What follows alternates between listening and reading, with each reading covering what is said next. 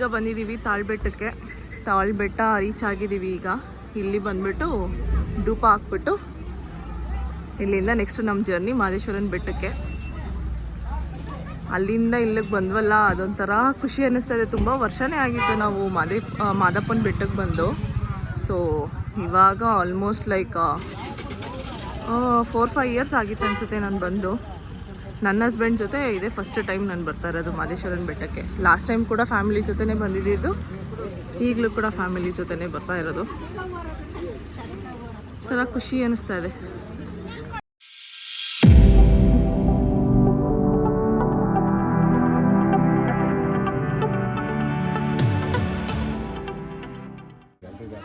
ತಾಳ್ಬೆಟ್ಟದಲ್ಲಿ ಈ ಥರ ಮಾದಪ್ಪನ ಇಟ್ಕೊಂಡು ಹಣೆಗೆಲ್ಲ ವಿಭೂತಿ ಹಚ್ಚಿ ನಮ್ಮನ್ನ ಕಳಿಸ್ತಾರೆ ಮೇಲ್ಗಡೆ ಬೆಟ್ಟಕ್ಕೆ.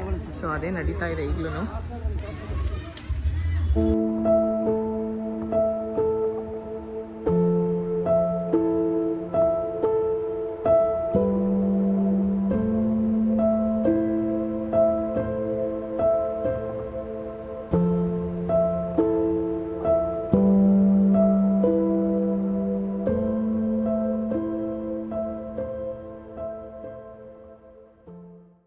ತಾಳ್ಬೆಟ್ಟದಲ್ಲಿ ನೋಡಿ ಎಷ್ಟು ಒಳ್ಳೆ ಕೆಲಸ ಮಾಡ್ತಿದ್ದಾರೆ ಅಂದರೆ, ಇವ್ರು ಬರ್ತಾರಲ್ವ ಪಾದಯಾತ್ರಿಗಳು, ಅವ್ರಿಗೆ ಮತ್ತು ಇಲ್ಲಿ ಬರುವಂಥ ಜನರಿಗೆಲ್ರಿಗೂ ಫ್ರೀಯಾಗಿ ಕಲ್ಲಂಗಡಿ ಹಣ್ಣು ಹಂಚ್ತಾ ಇದ್ದಾರೆ.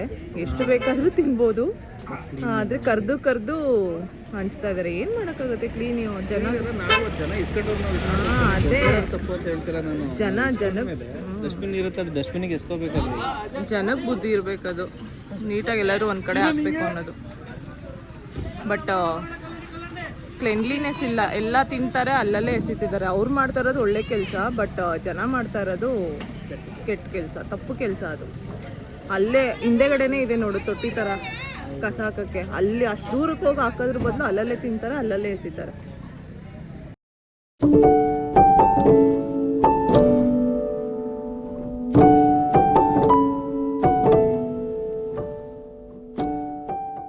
ಫೈನಲಿ ಮಾದೇಶ್ವರನ ಬೆಟ್ಟನ ರೀಚ್ ಆದ್ವಿ.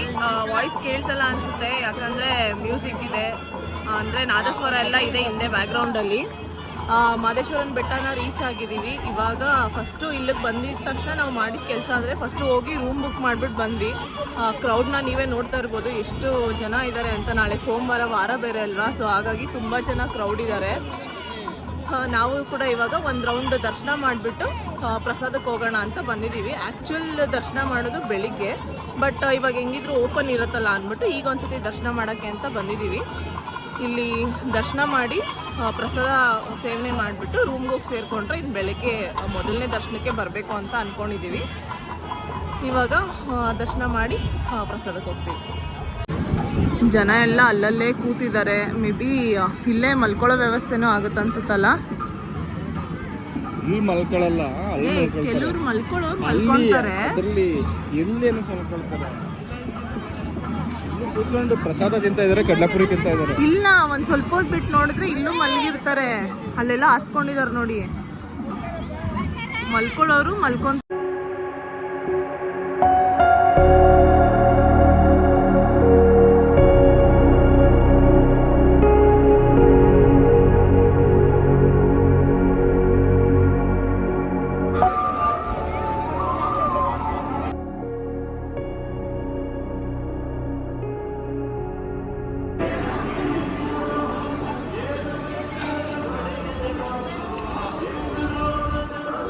ದೇವಸ್ಥಾನದ ಹತ್ರ ಬಂದು ಪಂಚನ ತಗೊಂಡು ದೇವಸ್ಥಾನ ಎಲ್ಲ ಒಂದು ಸುತ್ತ ಹಾಕೊಂಡು ಬಂದ್ವಿ. ಅದನ್ನೆಲ್ಲ ಅಲ್ಲೇ ದೇವಸ್ಥಾನದ ಮುಂದೆ ಹಾಕ್ಬಿಟ್ಟು ಸಾಂಬ್ರಾಣಿ ಧೂಪ ಹಾಕಿ ಇವಾಗ ದೇವರ ದರ್ಶನ ಮಾಡೋಣ ಅಂತ ಹೋಗ್ತಾ ಇದ್ದೀವಿ ಎಲ್ಲರೂ. ಆಲ್ರೆಡಿ ಟೈಮ್ ಆಗಿಬಿಟ್ಟಿದೆ, 8 ಗಂಟೆವರೆಗೂ ಲಾಸ್ಟ್ ಅಂತ ಹೇಳಿದ್ದಾರೆ. ಸೊ ಹಾಗಾಗಿ ಸ್ವಲ್ಪ ಅರ್ಜೆಂಟಾಗಿ ಹೋಗ್ತಾ ಇದ್ದೀವಿ. ಮತ್ತು ಇಲ್ಲಿಂದ ಹೋದರೆ ಪ್ರಸಾದಕ್ಕೂ ತುಂಬ ದೊಡ್ಡ ಲೈನ್ ಇದೆ ಅಂತೆ. ಮತ್ತು ಇಲ್ಲಿ ಲೇಟ್ ಮಾಡಿಕೊಂಡ್ರೆ ಅಲ್ಲೂ ಲೇಟ್ ಆಗಿಬಿಡುತ್ತೆ. ಅದಕ್ಕೋಸ್ಕರ ಸ್ವಲ್ಪ ಬೇಗ ಹೋಗಿ ದರ್ಶನ ಮಾಡೋಣ ಅಂತ ಹೋಗ್ತಾ ಇದ್ದೀವಿ ಈಗ.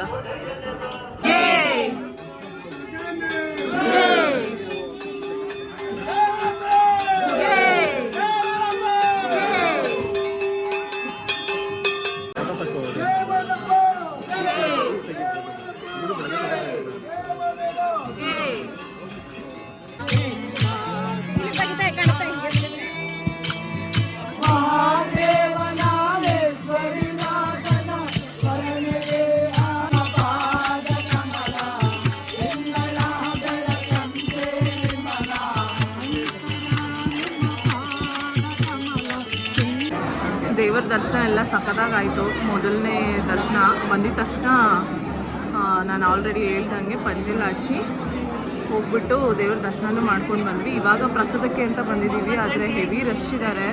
ಈ ಲೈನು ಪಕ್ಕದ ಲೈನು ಒಟ್ಟು 3 ಲೈನ್ ಇದೆ. 11 ಗಂಟೆ ಲಾಸ್ಟು ಇಲ್ಲಿ ಪ್ರಸಾದ.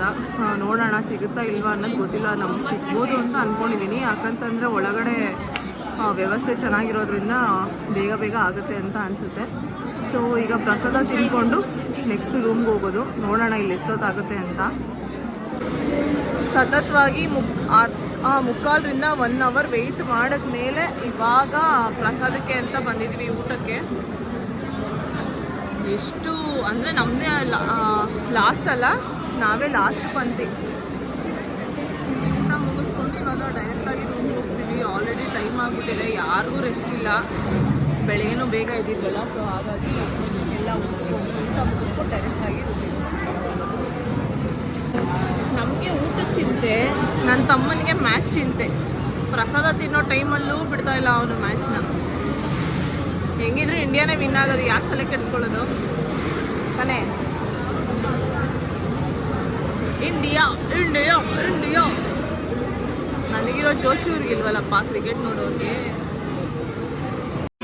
ಅನ್ನದಾನವ ತೊರೆಯದಿರು, ನಾನು ನನ್ನದು ಎನ್ನದಿರು.